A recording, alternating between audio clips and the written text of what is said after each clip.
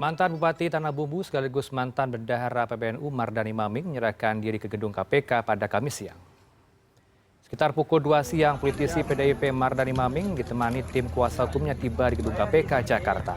Maming memenuhi janjinya untuk datang ke KPK sehari setelah gugatan pra-peradilan ditolak Pengadilan Negeri Jakarta Selatan. Janji Maming untuk datang disampaikan kuasa hukumnya Denny Indrayana pada Senin lalu. Saya ke KPK tanggal 25 bahwa saya akan hadir di sini sesuai janji saya. Surat saya ke KPK tanggal 25 bahwa saya akan hadir tanggal 28 dan diterima sama KPK tanggal 25 dan sesuai dengan janji saya akan hadir tanggal 28 dan saya juga bingung. Tapi ternyata saya dinyatakan DPO.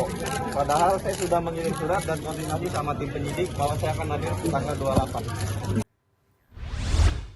Kuasa hukum mantan Bupati Tanah Bumbu Mardani Maming, Bambang Wijoyanto, memastikan bahwa kliennya akan mendatangi gedung KPK Jakarta pada hari ini. Mardani Maming tersangkut dalam kasus dugaan korupsi terkait izin usaha pertambangan saat ia menjabat sebagai Bupati Tanah Bumbu. Kita terhubung bersama rekan kami, ada koresponden CNN Indonesia, Maria Sarjana di gedung KPK Jakarta. Selamat sore, Maria. Maria, tadi disampaikan ketika datang ke KPK, Maming menyatakan protes terhadap KPK karena ditetapkan sebagai DPO. Apa hal-hal lain yang diberikan keterangannya oleh Maming pada sore ini di sana?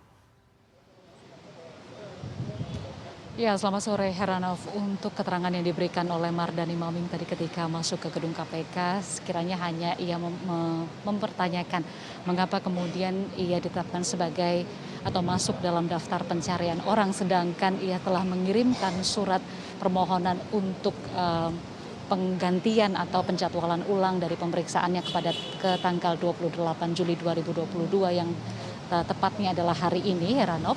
Dan ia juga menyebutkan bahwa surat yang dikirimkan ke KPK ini sudah tertanggal 25 Juli 2022. Ini artinya adalah tanggal atau 1 hari sebelum penetapan daftar pencarian orang yang dilakukan oleh KPK melalui PLT juru bicara KPK Ali Fikri beberapa waktu yang lalu. Tetapi kemudian memang ada hal-hal yang menarik juga yang kemudian disampaikan oleh kuasa hukum dari Mardani Maming, dan juga ini disampaikan oleh kuasa hukumnya secara berulang, yaitu ia menyayangkan bagaimana sikap KPK yang telah menetapkan Maming sebagai atau masuk dalam daftar pencarian orang, sedangkan proses pra-peradilan masih berjalan, sehingga kemudian beberapa waktu yang lalu Denny Indrayana yang selaku kuasa hukum dari Mardani Maming juga menyatakan menyayangkan sikap KPK dan juga menganggap bahwa ada sabotase atau upaya-upaya tertentu untuk menggagalkan pra-peradilan yang diajukan oleh Mardani Maming. Tetapi seperti yang juga sudah diketahui kita bersama, Heranov, bahwa hakim dari pra-peradilan Mardani Maming yaitu Hendra Utama Sutardodo sudah menyatakan bahwa Mardani Maming atau Maming ini memang sudah secara sah ditetapkan oleh KPK sebagai tersangka dan menganulir atau menolak semua gugatannya dalam pra-peradilan terkait dengan statusnya sebagai tersangka yang telah ditunjukkan kepada dirinya oleh Komisi Pemberantasan Korupsi beberapa waktu yang lalu.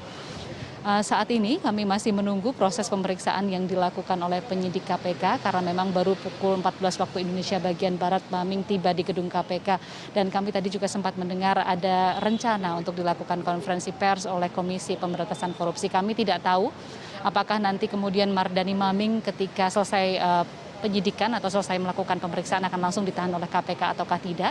Tetapi kalau kita melihat ke belakang, Heranov, tentang bagaimana DPO-DPO atau tersangka-tersangka yang sulit untuk datang ke gedung KPK ini ketika datang pemeriksaan lalu kemudian dilakukan penahanan oleh KPK. Kita masih menunggu apakah ini juga terjadi pada Mardani Maming ataukah tidak.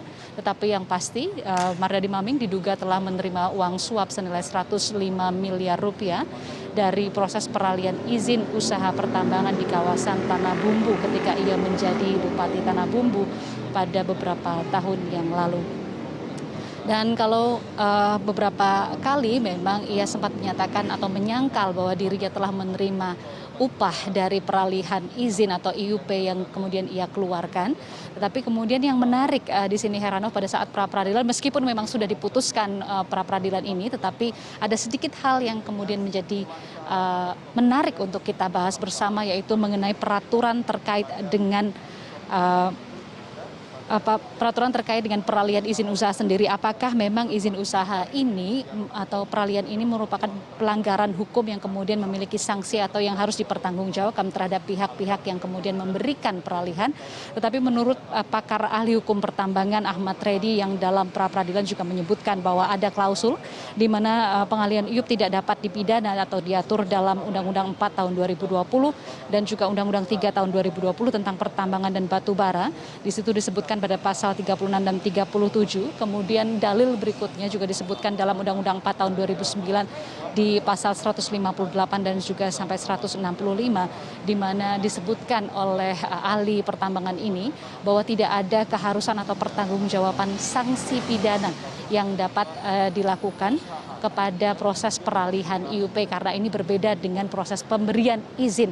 Nah, ini pula yang kemudian menjadi dalil dari pihak kuasa hukum atau penasehat hukum dari Mardani Maming untuk kemarin mengajukan pra-peradilan. Kita masih nantikan bersama, Reinhard, bagaimana nanti kasus ini akan berjalan dengan baik. Sekali lagi kasus ini menjadi menarik karena tidak hanya sosok Maming saja, tetapi juga orang-orang di sekitarnya seperti Denny Indrayana dan juga Bambang Wijoyanto yang juga merupakan pimpinan KPK beberapa waktu yang lalu ternyata justru saat ini menjadi penasehat hukum bagi Mardani Maming. Reinhard kembali, maksud kami Heranov kembali kepada Anda. Maria, singkat saja, meskipun tadi Anda katakan belum tentu ditahan, tapi bisa Anda gambarkan sebenarnya untuk mekanisme penahanan apakah harus memenuhi syarat subjektif dan juga objektif yang kemudian akan diputuskan oleh tim penyidik KPK. Maria.